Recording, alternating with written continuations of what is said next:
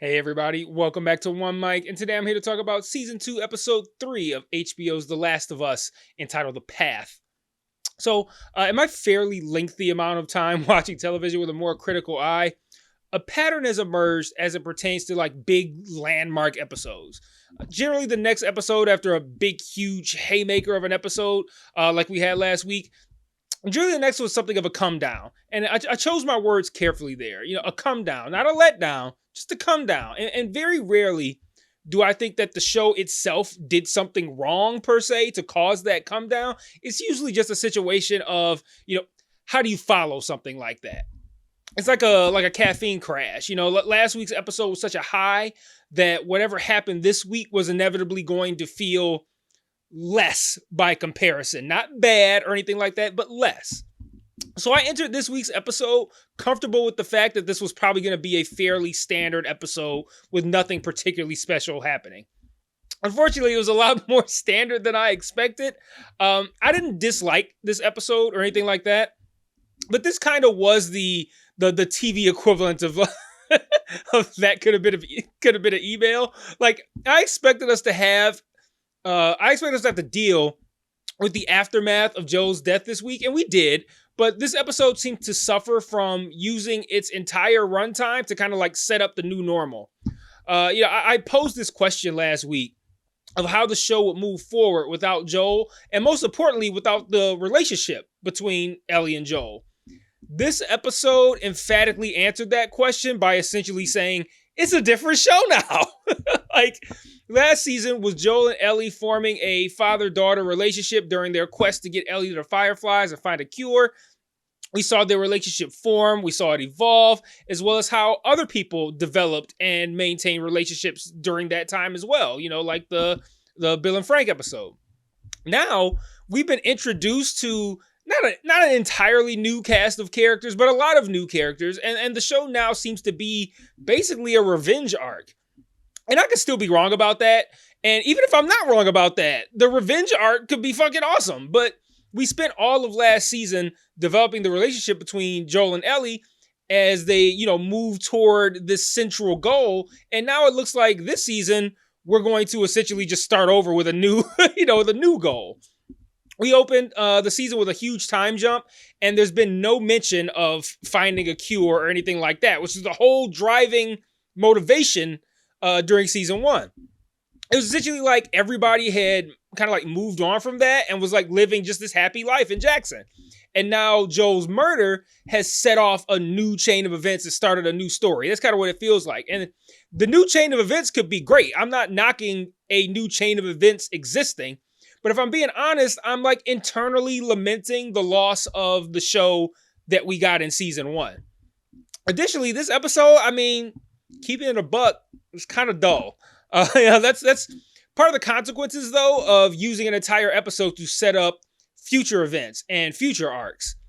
This entire episode felt like, we've got some shit in store for you. But I was just sitting there like, well, what about this episode? Does this episode have anything in store for me? Like, they really sold me on the rest of the season. I'm interested in what's going to happen with Ellie and Dena, both in their quest to get revenge for Joel. Everything's going to happen in Seattle, meeting all these new characters, the wolves, Jeffrey Wright. I'm even interested in their romantic relationship. But this episode specifically was entirely set up for the rest of the season, mostly set up for the rest of the season, making this specific episode on its own pretty underwhelming. Hey everybody, I just want to take a small break from this review to talk about the various other ways you can engage with me on other platforms.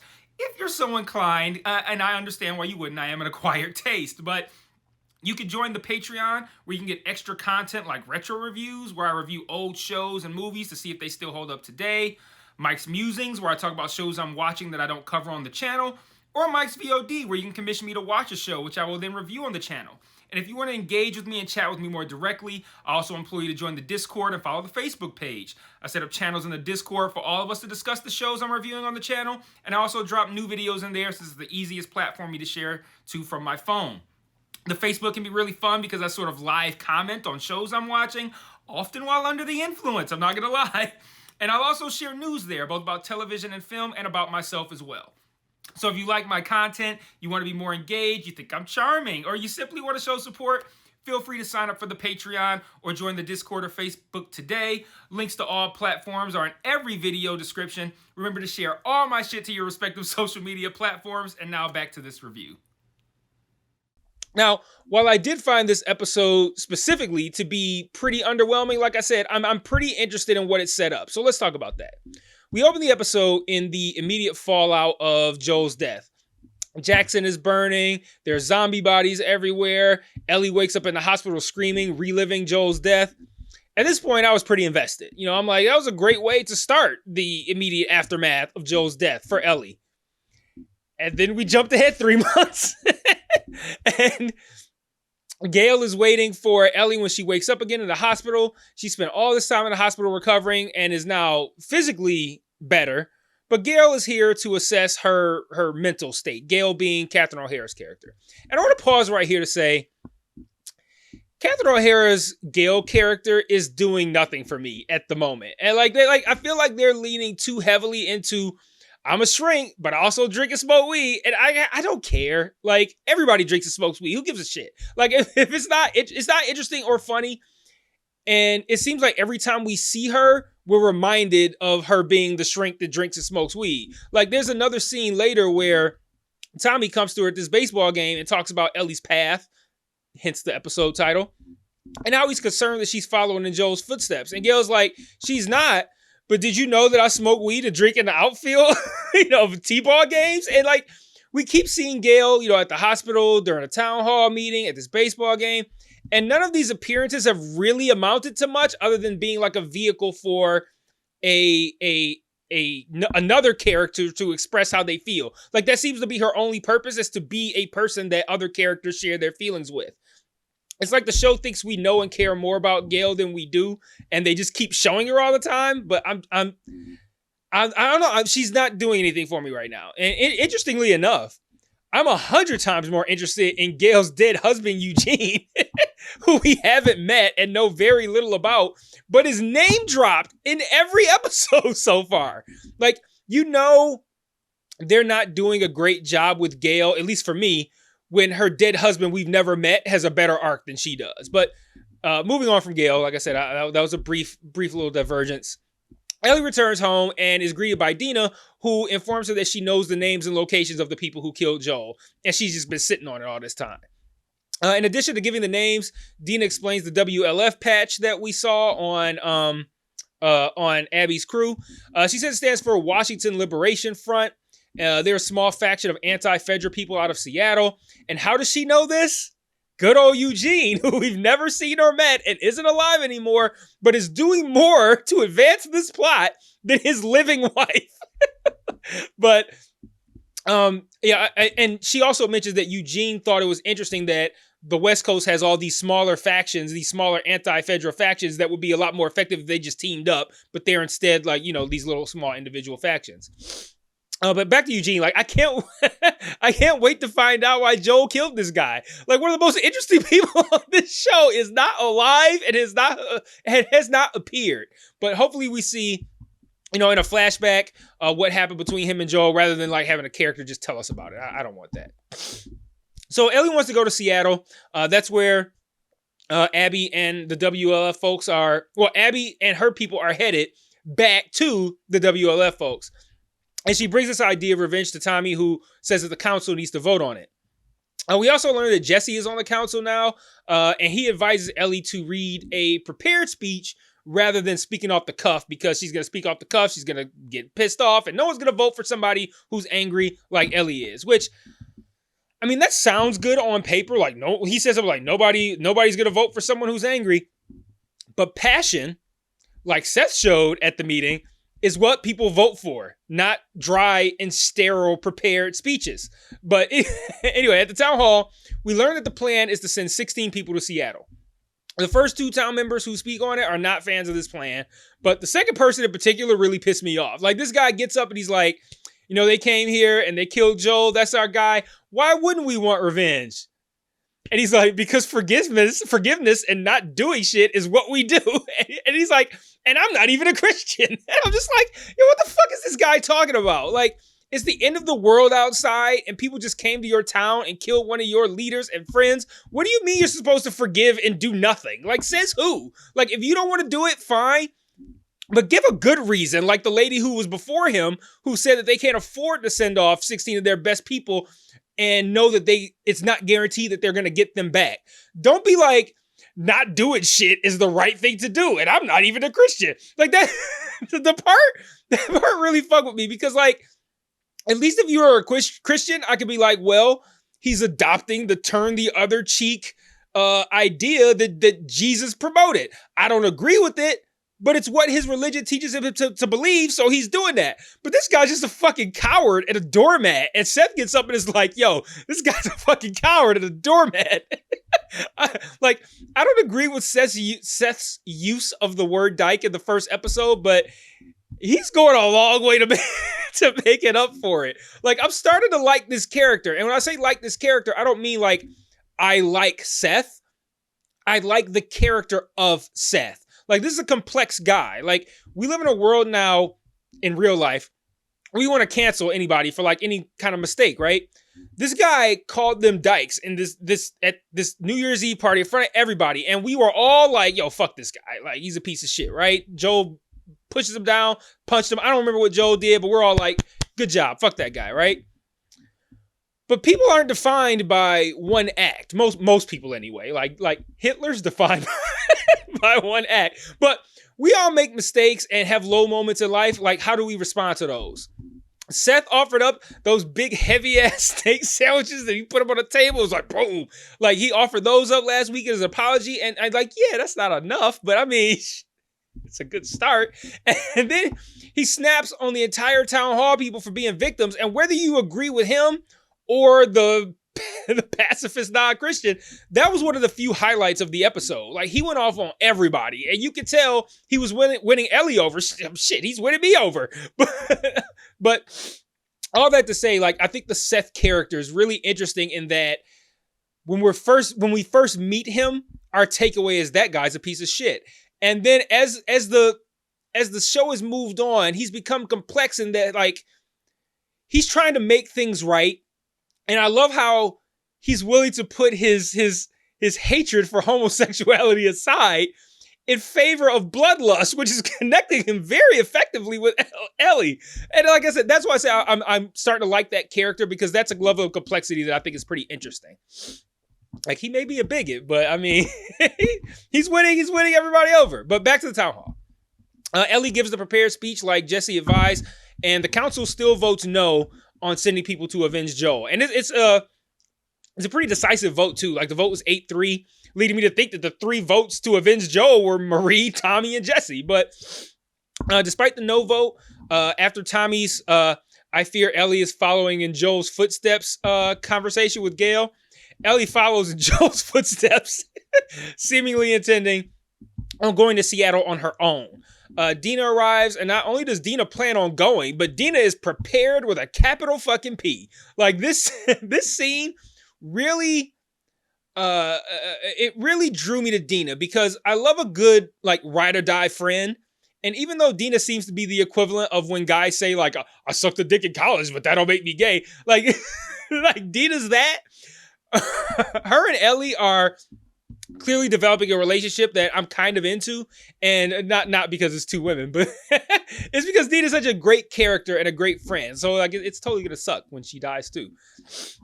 But after the scene I spoke about earlier with Seth, Dena and Ellie leave, and we're treated to several good scenes. So Ellie visits Joel's grave. She leaves coffee beans there, which is a game reference. In case you were wondering, like, what the fuck does that mean? It's a game reference. And then we get a beautiful montage of these magnificent landscapes as Ellie and Dena travel to Seattle. And they end up crashing in a tent overnight. It's raining. And Dena asks Ellie how good of a kisser she is. This is the part where I'm saying she's like a guy who's like, I sucked the dick, but that'll make me gay. She's like, she kissed her, not because she's gay. And she's like, you're gay. I'm not. Tell me what that was like. I'm like, wait, what? You're what? You're not what? But anyway, I didn't need that. I didn't need that scene, the tent scene, but I could see the usefulness of it, continuing to play coy with the relationship between Ellie and Dena, and continuing to build up and explore the Dena character. But this isn't a video game. I didn't need my handheld here. Like, we could cut the will they, won't they bullshit when they already publicly have. But whatever. Like, I get the use of the scene. I just didn't need it. Finally, we end the episode with a couple of pivotal scenes. Once they resume their journey, Ellie and Dena come across a slew of dead bodies, and it's a band of people that we met earlier in the episode. So, talking about them briefly, like I've said many times, I don't give a fuck what happened in the game. It has nothing to do with the show. I've said it many times. But I did want to look these people up. So, they're called Sarapites, and that's all I looked up about them, is their names. And when we meet them, we learn that they're kind of like something of a cult. They have the one guy, he speaks of having his prophet, and the prophet's dead, but they still following the teachings. Very, very culty type shit. They also communicate through whistling, which I thought was actually really smart. Different. Even though somebody might hear the whistling, they don't know what you're talking about. So I thought that was pretty cool. And they end up communicating that wolves are nearby. Wolves the people, not wolves the animal. And that's the last we see of them until the end of the episode when Ellie and Dena find their dead bodies, which includes the daughter of the man who was talking about the prophet. Ellie's disgusted that Abby and her people could do something like this. But I'm wondering why Ellie is assuming that they did. Part of me is like, am I supposed to be stupid enough to accept the idea that Abby and her people are the only people in Seattle and therefore must be responsible for this crime, and that Ellie knows this, or is assuming assuming something that is that dumb. There we go. Man, I feel like I should start the sentence over again, but whatever. We're already here. I do think that I'm meant to believe that the wolves are like the only people in Seattle, and Ellie believes that stupid thing. But I also think that this is Ellie forcing herself to find more justification for killing Abby. So I do think that they're kind of like being kind of dumb with it, but I also think that the main point here, is that Ellie is willing to leech onto anything that will give her continued motivation to kill Abby. There's no proof that Abby killed these Sarapites, and Abby's people were hesitant to kill Joel when it was time to actually do it, and Joel was responsible for something that was impactful to them. I can't say these Sarapites didn't do nothing. We don't know what they did, but the fact that they were hesitant to kill one grown adult male who they know committed a crime against them leads me to believe that they probably didn't kill a father and daughter and a whole bunch of other people, especially that violently. So Ellie also assumes that, I don't even know what reason she assumes this, but for whatever reason, she also assumes that there aren't very many wolves. And the episode ends by showing us that there can be, and that there is very many wolves. And as the episode ends, I'm like, I can't wait to get to Seattle. I can't wait to see more of Dena and Ellie's relationship and how it evolves. I can't wait to learn more about Eugene. And then I realized that all of my excitement was for the future, and that by and large, this episode was not much more than simply okay on its own. It did a great job setting up future episodes and the rest of the season, but my experience of watching this specific episode was pretty underwhelming, if I'm being honest. So 3 episodes in, I say that this season is 1 for 3 on the episodes. And that's not to say that the other 2 were bad. It's just I feel pretty much the same about this episode as I did about the premiere. The premiere was all here's what the new normal is like. And I remember saying in my video that HBO might have been better off on week 1 releasing the first 2 episodes. And then look what episode 2 ended up being. So that, I'm not going to say that proved me right, but feels like it. But that seemed like episode 2, the finale to one story, like season 1's finale. And this episode seemed like the premiere of a different story, or another story, like a season 2 premiere. And the story this episode set up, I'm in on it. I'm looking forward to it. But 2 episodes out of 3 basically just kind of being level setting episodes isn't the best start to the season. But however, I have full faith in this team, especially Craig Mazin. Season 1 was a banger. I'm not concerned at all about. I don't even want to say that the show needs to turn it around. It doesn't. I was just a little underwhelmed by the 2 of these first 3, but they're not bad episodes. They're still good episodes. They're just all right, that wasn't all that. But again, I'm invested in this team. I'm invested in this show. I'm invested in what they've set up for the rest of the season. So, we'll see what happens. A revenge arc seems a bit light, but I'm confident there'll be more to it. It's not going to be that simple. Like we've watched, season 1 was 9 episodes, I think. So that means we're 12 episodes into this show. This show is at no point has led me to believe it'd be something as simple as like a revenge arc for the rest of the season. So I'm sure there's going to be more to it. I'm excited to see it. Let me know what you thought in the comments. And until next week, peace.